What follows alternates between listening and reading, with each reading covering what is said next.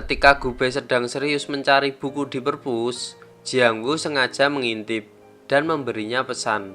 Gube sangat penasaran ingin bertemu, dan akhirnya Jiangwu menjelaskan situasinya secara jujur, bahwa dia bukan malaikat, tapi gadis biasa yang kebetulan mempunyai gelang ajaib. Gube tak keberatan dan justru senang karena mereka ada kesempatan untuk bertemu. Gube kembali menegaskan bila dia ingin sekali bertemu dengan Pai. Gube masih melamun ketika seorang siswi mendekatinya dan bertanya tentang pelajaran yang tak dia mengerti. Sedangkan Jiangwu duduk sambil membaca di meja yang ada di belakang Gube. Gube melihat soal yang ditanyakan siswi itu, dan dia kesulitan menjawab. Tanpa ragu, Gube meminta bantuan Jiangwu. Jiangwu tak kuasa menolak permintaan itu, dan menyanggupinya. Ternyata susah sekali mencari jawaban soal itu. Tapi untungnya Jiangwu berhasil menemukan jawabannya di meja guru. Jiangwu masih berusaha menenangkan nafasnya ketika menunjukkan jawabannya pada siswi yang tadi bertanya. Siswi itu berterima kasih dan Gube memujinya. Setelah itu kian banyak siswa yang mendekatinya untuk bertanya tentang hal yang sama, yaitu meminta bantuan dalam menjawab soal yang tak dimengerti. Kerumunan siswa itu membuat Gube seolah terhempas. Tapi hal itu tak membuatnya marah. Gube justru tersenyum bangga melihat Jiangwu yang kian populer. Gube tak tahu bila demi menjawab semua soal itu, harus pontang-panting mencari jawabannya. Jiangwu yang kelelahan akhirnya memilih bersembunyi di toilet. Tapi dia kembali sial, karena ada seorang teman yang lagi-lagi meminta bantuannya. Jiangwu tak bisa menolak, dan akhirnya bersedia membantu. Saat pelajaran olahraga, guru olahraga menjelaskan bila di kelas Jiangwu masih belum ada yang bersedia berpartisipasi dalam lomba lari di pertandingan sekolah. Guru ingin tahu siapa yang mau menjadi wakil kelas, tapi tak ada yang tunjuk tangan. Yiyi yang berdiri di belakang Jiangwu pura-pura jongkok untuk membetulkan tali sepatunya, tapi dia sengaja mendorong tubuh Jiangwu agar maju. Jiangwu jelas kaget. Dan guru senang melihat Jiangwu mau berpartisipasi. Ketika lomba lari dimulai, Yiyi dan Zhang Min ikut menonton. Zhang Min bahkan berencana mengabdikan aksi Jiangwu yang berlari kelelahan dan mempublikasikannya di grup sekolah. Yiyi setuju dengan rencana itu. Sayangnya rencana mereka gagal. Jiangwu berhasil menang dengan bantuan gelang ajaibnya. Hal itu membuat Yiyi kian kesal, sedangkan Zhang Min tak percaya dengan apa yang dilihatnya. Zhang Min masih penasaran dan terus mengamati foto Jiangwu ketika ikut lomba lari. Tapi Yiyi yang kesal enggan membahasnya. Zhang Min bersikeras mengatakan bila ada yang salah dan dia ingin Yiyi ikut memperhatikan foto-foto yang sudah diambilnya. Yiyi akhirnya menuruti permintaan Zhang Min. Zhang Min menduga bila ada sesuatu dengan gelang yang dipakai Jiangwu. Jiangwu akhirnya setuju bertemu dengan Gube. Dia menjanjikan setelah selesai ujian. Jiangwu berjanji akan mengenakan baju putih saat bertemu dengannya. Jiangwu memecahkan celengannya dan mencoba beberapa baju putih yang dimilikinya, tapi tak ada yang muat. Hal itu membuat Jiangwu sedih. Saat pulang sekolah, dia tak sengaja melihat baju putih yang sederhana, tapi anggun di sebuah butik. Si pemilik butik dengan ramah membantu Jiangwu mencoba baju itu, dan ternyata pas, cuma harganya agak mahal. Jiangwu diam-diam mengambil baju itu dan memasukkannya dalam tas. Dia buru-buru pergi sebelum si pemilik butik mengetahuinya. Tapi dia ceroboh. Salah satu bukunya ketinggalan di butik itu. Yiyi membuka loker Jiangwu dan berhasil mencuri gelang ajaibnya. Zhang Min tersenyum dan keduanya buru-buru keluar dari ruang loker. Di tempat yang sepi, Yiyi dan Zhang Min mengamati gelang itu. Yiyi tak percaya bila gelang ini ajaib, tapi Zhang Min memaksa Yiyi untuk mencobanya. Yiyi kecewa karena tak ada reaksi apapun. Zhang Min kembali mengamati gelang itu. Dia yakin Jiangwu menekan bagian atas gelang itu. Zhang Min ingin Yiyi mencobanya, tapi lagi-lagi keduanya kecewa karena tak ada yang terjadi. Di ruang loker, Jiangwu kebingungan karena gelangnya hilang. Dia bertanya pada petugas kebersihan, tapi orang itu tak melihat siapapun yang masuk ke ruang loker. Jiang Wu kelihatan panik dan tak tahu kemana harus mencari gelangnya. Sedangkan Yi bergegas ke kelas dan membuka tas Jiang Wu. Dia tersenyum mengejek ketika mendapati baju putih yang besar dari dalam tas itu. Yi menemukan buku Jiang Wu yang berisi percakapan rahasianya bersama Gu Bei. Yi baru tahu bila gelang itu hanya berfungsi pada satu orang saja. Zhang Min yang menunggu di depan kelas agak panik dan mengatakan bila Jiang Wu datang. Tapi Yi masih asik membaca tentang janji Jiang Wu pada Gu Bei, bahwa saat itu dia akan mengenakan baju putih. Yi buru-buru mengembalikan buku itu dalam tas lalu pergi. Yi dan Zhang Min berjalan sambil membahas tentang gelang yang mereka curi. Zhang Min merasa bila gelang itu tak berguna, dan Yi tanpa ragu membuangnya di tempat sampah. Keduanya tersenyum menang lalu pergi. Setelah mereka pergi, gelang itu bersinar terang. Guru Lin berharap agar semua siswa bisa lancar mengikuti ujian yang akan dimulai besok. Jiang Wu hanya bisa diam menunduk seolah tak percaya diri menghadapi ujian besok. Saat ujian dimulai, Jiang Wu tampak kebingungan dan tak siap. Gelang ajaib Jiang Wu juga mengalami perjalanan yang tak menyenangkan. Dimulai dari diangkut ke dalam truk sampah lalu jatuh di jalan. Dan ada yang tak sengaja menendangnya hingga jatuh ke dalam selokan. Jiang Wu memilih jalan pintas dengan membuat contekan, dan dia akhirnya ketahuan guru pengawas. Jiang Wu sedang bersama Guru Lin di ruang guru ketika ibunya datang. Guru Lin menjelaskan bila Jiang Wu ketahuan mencontek saat ujian disertai bukti kertas contekannya. Ibu jelas kesal melihat ulah putrinya dan mengomelinya. Tiba-tiba muncul seorang wanita yang mengaku sebagai pemilik butik. Wanita itu menunjukkan buku milik Jiang Wu pada Guru Lin. Jiang Wu kaget melihat wanita berambut panjang itu dan berusaha menghindar, tapi Guru Lin memanggilnya. Wanita pemilik butik itu mengenali Jiang Wu. Ibu yang melihat putrinya gugup menjadi penasaran dan merebut tas putrinya lalu membukanya. Ibu heran melihat ada baju putih dalam tas itu. Wanita berambut panjang itu menjelaskan dengan wajah cemburut bila itu baju ada di butiknya. Dan Jiang Wu telah mengambilnya. Ibu tak percaya Jiang Wu berbuat seperti itu dan spontan menamparnya. Jiang Wu menangis dan menolak dituduh mencuri. Sementara itu di luar ruangan guru ada dua siswa yang tak sengaja melihat dan menguping pembicaraan mereka. Keduanya lantas menyebarkan berita bahwa Jiang Wu mencontek dan juga mencuri. Dalam waktu singkat, berita itu sudah menjadi topik hangat di sekolah. Jiang Wu berlari dan dia tak sengaja menabrak Gu Bei. Gu Bei ingin bertanya, tapi Jiang Wu kian ketakutan dan memilih kabur. Jiang Wu terus berlari hingga kelelahan, lalu memilih berhenti sejenak untuk mengatur nafas. Ketika sedang berjalan, dia tak sengaja menemukan gelang ajaibnya kembali. Jiang Wu memakai gelang itu dan mencobanya. Ternyata gelang itu masih berfungsi. Dan kini Jiang Wu memutuskan untuk bersembunyi di sebuah gedung yang tak terpakai lagi. Sedangkan ibu berusaha menelpon semua kenalannya untuk mencari keberadaan putrinya, tapi tak ada siapapun yang tahu. Jiang Wu sempat bertanya pada Gu Bei tentang kesalahan yang telah diperbuatnya. Apakah dia bisa dimaafkan? Bila semua itu tergantung pada seberapa besar kesalahannya. Gu Bei menegaskan bila dia tak sabar untuk bertemu. Jiang Wu masih sedih dan galau, tapi dia teringat janjinya pada Gu Bei. Jiang Wu segera pergi ke tempat janjian yang sudah ditentukan. Jiang Wu mengintip dari balik pohon. Ternyata Gu Bei sudah menunggunya. Dia ingin segera mendekati Gu Bei, tapi langkah Jiang Wu terhenti, dan dia kaget sekaligus sedih.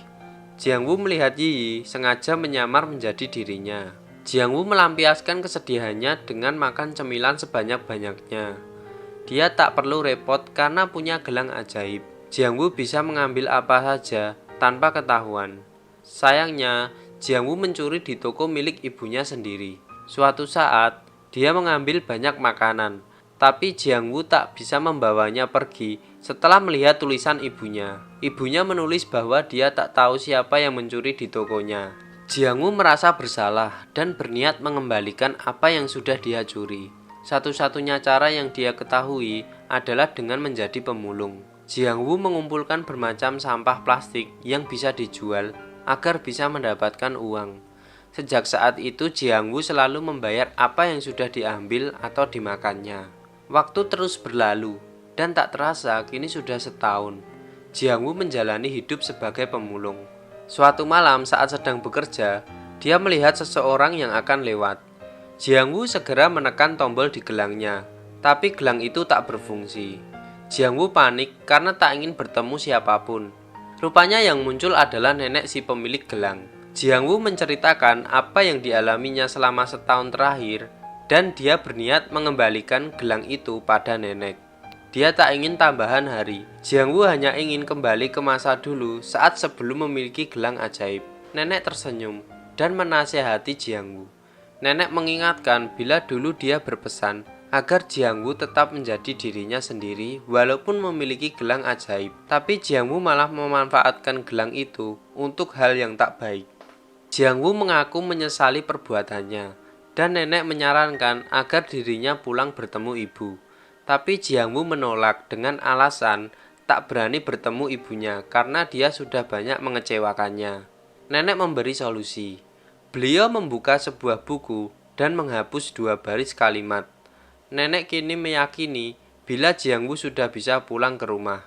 Lalu Jiang Wu memanggil nenek karena masih ingin bertanya sesuatu. Nenek menegaskan bila dirinya bisa menghapus kesalahan Jiang Wu, tapi dia tak bisa menghapus ingatan semua orang tentang kejadian itu. Jiang Wu harus bisa mengatasinya sendiri.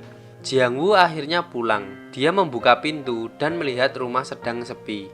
Jiang Wu berjalan menuju kamarnya, dan kamarnya masih tertata rapi seperti biasanya.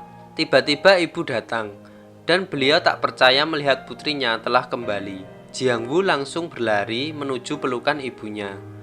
Ibu dan anak akhirnya saling berpelukan sambil menangis. Keduanya saling minta maaf. Ibu senang dan berniat memasak makanan kesukaan putrinya. Jiang Wu kembali ke sekolah, tapi tempat duduknya tak ada.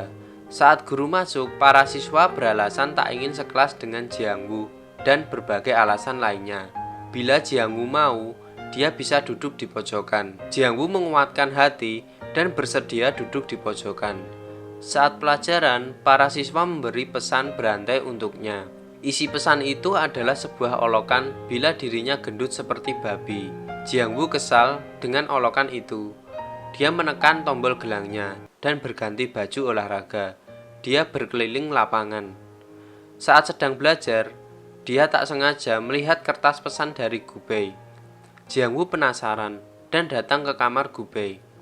Dia tak menyangka bila ternyata Gubei sudah tahu bila Yi hanya berpura-pura menjadi Pei. Gubei ingin sekali bertemu Jiang Wu. Gubei tak akan lelah menunggu Jiang Wu membalas pesannya. Jiang Wu terharu, dan dia meninggalkan boneka kesayangannya di meja belajar Gubei. Jiang Wu membalas pesan Gubei. Dia mengaku telah membuat kesalahan besar, tapi Jiang Wu ingin membuktikan bila orang yang pernah berbuat salah masih layak untuk dimaafkan. Selama dia punya keberanian untuk berubah menjadi lebih baik. Jiang Wu bertekad untuk berubah dan hal pertama yang dilakukannya adalah membuang semua cemilan yang ada di dalam kamarnya. Saat jam istirahat sekolah, Jiang Wu memanfaatkan waktu untuk berolahraga, yaitu berlari keliling lapangan. Di kelas, Jiang Wu juga lebih rajin dan tekun belajar. Di saat waktu luang, dia juga memanfaatkannya dengan belajar dan belajar. Tak lupa Jiang Wu berolahraga secara teratur. Waktu berjalan terus berlalu, dan kini tubuh Jiang Wu sudah langsing. Ibu dan Jiang Wu pergi ke butik. Jiang Wu sedang berada di lantai atas untuk mencoba baju, dan ibu tertegun sekaligus bahagia ketika melihat putrinya turun dari tangga. Jiang Wu yang kini sudah langsing, kian terlihat manis saat mengenakan gaun putih sederhana dengan hiasan pita di pinggangnya. Ibu tersenyum melihat perubahan putrinya, dan Jiang Wu kian merasa percaya diri. Hari itu Jiang Wu pergi ke sekolah dengan langkah ringan. Dia berjalan santai menuju kelasnya. Jiang Wu tak menyadari ada beberapa siswa yang terpesona dengan penampilan barunya. Mereka mengira ada siswa pindahan baru. Teman Gubei meralat dan mengatakan bila dia itu siswi lama, yaitu Jiang Wu. Mereka tercengang tak percaya, begitu pula dengan Gubei. Seorang guru perempuan masuk kelas Jiang Wu dan mengumumkan tentang nilai ujian. Guru menerangkan bila Jiang Wu mendapatkan peringkat tertinggi di kelas dan juga tertinggi di sekolah. Jiang Wu yang sedang melamun tak menyangka dengan hasil yang sudah dicapainya. Dia hanya diam ketika semua teman dan gurunya bertepuk tangan untuknya. Jiang Wu sedang membaca di koridor sekolah ketika Gubei memanggilnya. Gubei mengaku tak percaya dengan perubahan yang dialami oleh Jiang Wu, dan gadis itu ternyata tersipu malu sambil menunduk. Gubei memberanikan diri untuk mengembalikan bonekanya, tapi Jiang Wu yang merasa gugup malah menggeleng seolah mengatakan bila boneka itu bukan miliknya. Gubei tampak kecewa dan mengatakan bila semula dirinya menduga bahwa Jiang Wu adalah Bai, tapi ternyata dia salah. Gubei minta maaf lalu pamit. Malamnya, Jiang Wu menulis surat untuk Gubei yang isinya dia tak punya keberanian untuk mengakui bonekanya. Tapi kini dia ingin mengakui semuanya, bahwa dirinya adalah Bai. Dan paginya, Jiang Wu berniat memberikan surat itu pada Gubei. Tapi dia heran ketika melihat kamar kos Gubei yang sudah kosong. Jiang Wu hanya melihat secarcik kertas di atas meja belajar yang isinya permintaan maaf Gubei yang karena tak bisa menunggu lagi. Jiang Wu bergegas menuju sekolah untuk mencari sahabat Gubei. Sahabat Gubei mengatakan bila Gubei berniat kembali ke kampung halamannya dengan naik kereta api. Jiang Wu panik ketika mendengar bila keretanya akan berangkat 5 menit lagi. Jiang Wu segera mengayuh sepedanya menuju stasiun setelah menekan tombol di gelangnya. Dalam perjalanan, Jiang Wu seolah bisa mendengar pengakuan Gubei tentang dirinya sendiri. Gubei mengaku bila dirinya tak sebagus tampilan di luar. Dia egois dan lemah. Dia merasa kesal ketika 3 tahun yang lalu ayahnya terlibat masalah hingga dipenjara. Hal itu membuat ibu dan dirinya menjadi bahan tertawaan orang lain. Gubei tak bisa memaafkan ayahnya karena menyebabkan ibu dan dirinya menanggung akibat perbuatannya. Tapi kini ayahnya sudah bebas dan dia ingin memberi ayahnya kesempatan kedua. Gubei terinspirasi dari seorang yang ada di sekolahnya. Orang yang pernah berbuat kesalahan tapi berani mengubah dirinya untuk menjadi lebih baik. Orang yang dimaksud Gubei adalah Jiang Wu. Gubei merasa kecewa ketika mengetahui bahwa dugaannya keliru. Dia mengira Jiang Wu adalah Bai, tapi Jiang Wu tak mau mengaku. Gubei tak tahu apakah mereka akan bisa bertemu lagi, tapi Gubei berharap bila kelak mereka bertemu, maka dirinya juga akan bisa berubah menjadi orang yang lebih baik. Tanpa sadar, Jiang Wu terjatuh dari sepedanya dan rantai sepedanya rusak, sehingga Jiang Wu terpaksa melanjutkan perjalanan ke stasiun dengan berlari. Jiang Wu berlari sambil mengingat kembali saat indah bersama Gubei. Waktu terus berlalu dan Jiang Wu kembali menekan tombol di gelangnya ketika sudah sampai di stasiun.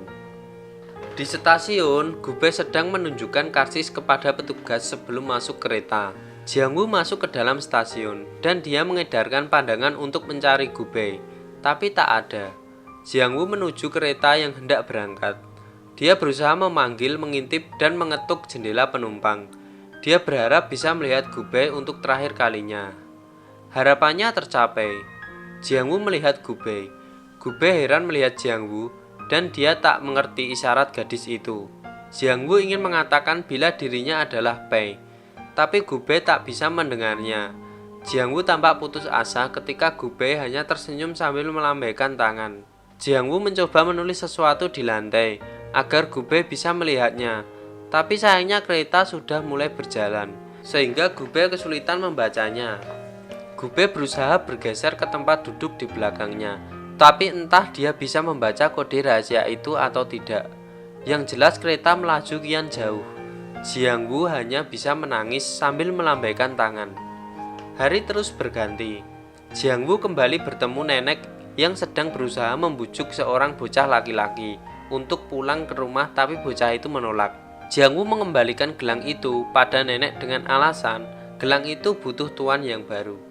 Nenek tersenyum dan menerima gelangnya kembali. Jiang Wu akhirnya pergi sambil melambaikan tangan pada mereka. Dan film pun tamat.